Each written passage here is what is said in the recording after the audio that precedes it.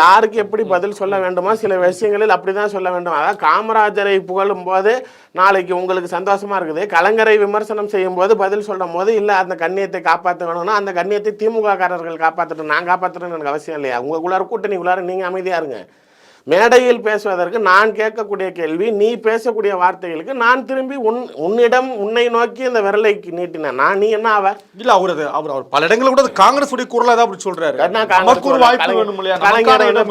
படத்துல வசனம் எழுதினாரு, நான் அதிகமாக கற்பழிப்பதனால் நான் கலைஞர்னாரு, அதனால நாளைக்கு கலைஞர்னு கூப்பிடலாம் அப்படின்னு பேசுறானே. எவ்வளவு கற்பழிச்சாரு, எங்க வந்து இவன் வேடிக்கை பார்த்தான் சொல்லுங்க?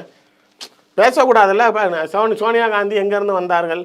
நாளைக்கு ஏன் தப்புற சரிப்பா கல்யாணம் அதிகமாக பொண்டாட்டி கட்டுறவன்லாம் கல்யாணம் ஜெயிக்கிறான் அப்படின்னா அப்புறம் கல்யாணமே பண்ணாத ராகுல் காந்தி எப்படி ஜெயிக்கிறாரு? வாங்க பேசுவான். துணைவி இல்லைன்னு நீ சொல்கிற, கல்யாணமே ஆகாதவர் எப்படி ஜெயிக்கிறாரு? பிரதமர் ஆகிறதுக்கு இவருக்கு கட்டமே சரியில்லை, இவரால் பெரிய பதவிக்கு வர முடியாதுன்னு எச் ராஜா நாளைக்கு ஸ்டாலினை சொன்னார். உண்மையிலேயே அந்த கட்டம் சரியில்லாதப்ப ராகுல் காந்தி தான். ஏன் தேசிய தலைவர் பதவியை ராகுல் காந்தி ராஜினாமா செய்தார்? நீங்களே சொல்லுங்கள். தொடர் தோல்விகளை முழுமையாக ஒத்துக்கொண்டு நாளைக்கு அந்த பதவியை விலகின ஆள் நீங்களாம் நாளைக்கு பேசலாமா? இங்கே இருக்கக்கூடிய வாரிசு அரசியல் தவறுன்னு பேசுகிற திருச்சி வேலுசாமி எந்த கட்சியில் இருக்காரு? காங்கிரஸ். நகைச்சுவையா இல்லை? இந்த நாட்டுக்கு சுதந்திரம் வாங்கி கொடுத்த நாங்கள் ஆள தகுதி இல்லையா அப்படிங்கிறாரு. நான் கேட்குறேன், சுதந்திரம்ங்கிறது என்ன?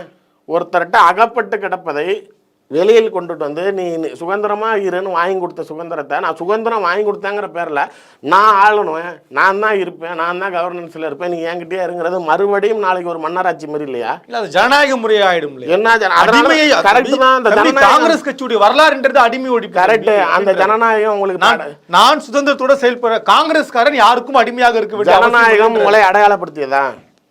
நீங்க கேட்குற அதே ஜனநாயகம் அடையாளப்படுத்தியதா?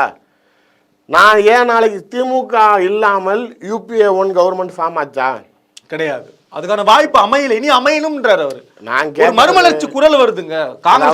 மாநிலத்தில் அரசியல் கட்சியாக இருக்கக்கூடிய திமுக ஜெயிச்சு இவங்க கை கோட்டாதான் நீ ஆட்சியை பிடிக்க முடியுங்க. மீதி 28 மாநிலம் 30 மாநிலத்தில் ஆட்சி செய்யற கேவலமா இருக்குதா இல்லையா? UPA 1 திமுக காங்கிரசுடன் கை கோர்க்கவில்லைன்னா ஆட்சி அமைக்க முடியாது. ஒண்ணு.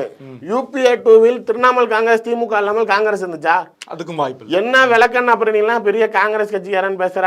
ஐம்பெரும் முழக்கங்களில் அவங்க கொள்கையோட தானே இருக்கிறாங்க. ஐம்பெரும் முழக்கங்களில் மாநில சுயாட்சி, மத்திய கூட்டாட்சி, அவ்வளவுதானே. 96 நாளைக்கு தமிழ்நாட்டில் ஆட்சி அமைஞ்சப்ப காங்கிரஸ் பெரும் பங்கு. அப்பயே ஆட்சி அதிகாரத்தில் பங்கு தரல. இன்னைக்கு வந்துட்டு என்ன வெங்காயம் குரல் கொடுக்குறீங்க? உனக்கு அவ்வளோ தேவைன்னா நீ நாளைக்கு தாவேக்கா போகாத கட்சி நீ அது ஒன்று தானே.